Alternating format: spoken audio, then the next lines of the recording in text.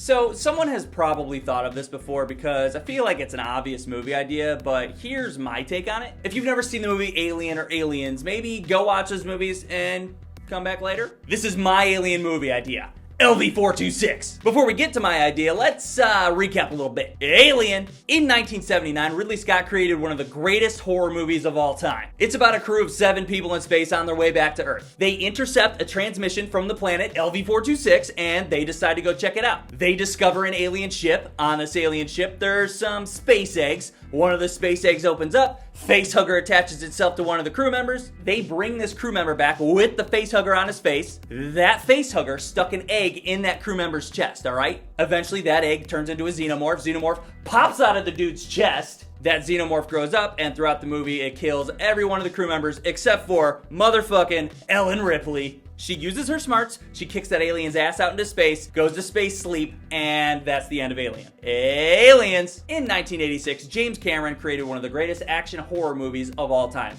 Just so happens to be the sequel to Alien. Only this time, they put an S on the end. Now it's Aliens.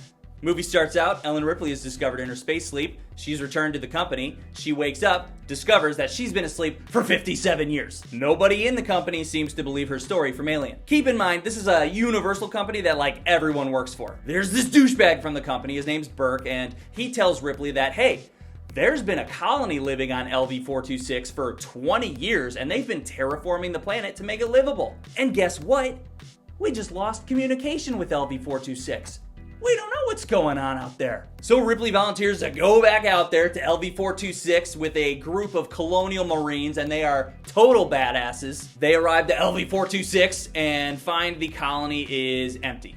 They can't find anybody. There's nobody anywhere. No bodies, empty hallways, empty lab. There's burnt holes in the floor. There's just all this evidence around that this colony was completely wiped out. Eventually they find one survivor. It's a little girl named Newt. Colonial Marines get attacked by a ton of xenomorphs. They fight back. Lots of people die. They discover the queen alien. You know how Aliens plays out from there. It's fucking awesome. Now here is my alien movie idea. If there's an entire colony of people on LV-426 that gets completely wiped out and they become hosts for xenomorphs that show up in Aliens, why not make that a movie? Right off the bat, I love the idea of having a large-scale colony of people having to face off against aliens. And slowly but surely, their numbers dwindle while the xenomorph numbers increase, leaving only one fucking survivor. Speaking of these colonists, let's talk about numbers. I know that at some point in Aliens, Ripley says that there's 157 colonists. But in the beginning of the movie, that asshat Burke,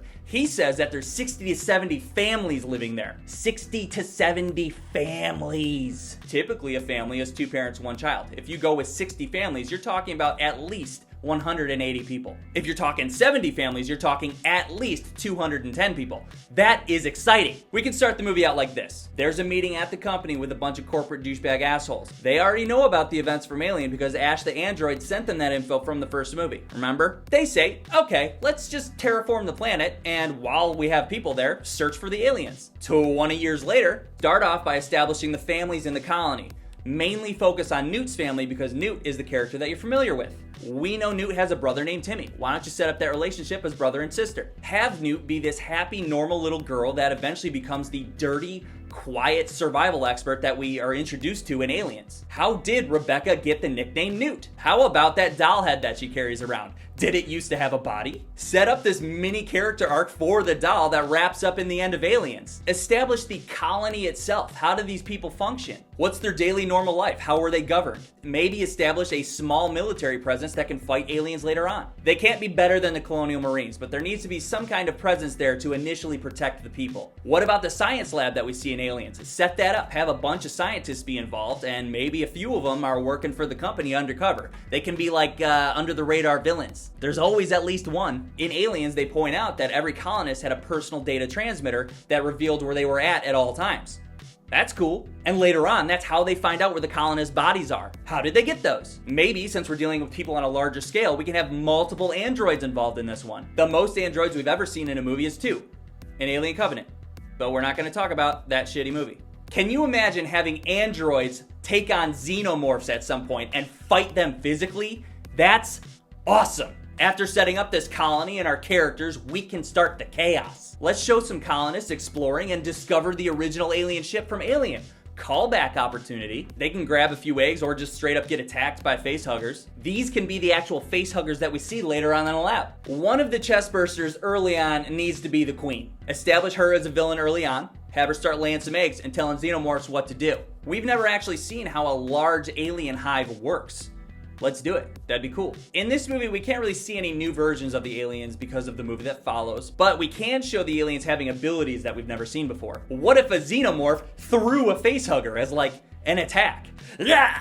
That would be awesome. What do the aliens actually do with their dead? I'm sure that some colonists kill some aliens, but there's no bodies left behind. Set that shit up. As I said before, once xenomorphs show up, let's just start some chaos. And as they start slowly taking over, I like to think of the movie 30 Days of Night. I just think of these normal people trying to survive that are getting slaughtered left and right. While all this chaos is happening, take every opportunity that you can to set up callbacks for the movie Aliens. Block the hallways off, show that mess that the Colonial Marines find later on. I like to think that these colonists are smart but not violent people. Come up with creative ways for them to evade the xenomorphs. Make it fun and suspenseful and bloody until there's only one scared little girl left. Show her ending up in that nook that she made for herself. And just start panning out. From the room, to the colony, to space. And as we're panning out to space, you can say like 2 months later, and then end the movie with the Colonial Marine spaceship arriving. And that's it. I think it's a pretty cool, obvious movie idea, and I'm not really sure why it hasn't happened yet. But I do think that I nailed it. Feel free to tell me what you think in the comments, or if you have any other ideas that you would add to LV-426. Alright, I've been sitting on this movie idea for like 3 years. Feels good to get it out there. See ya. Subscribe!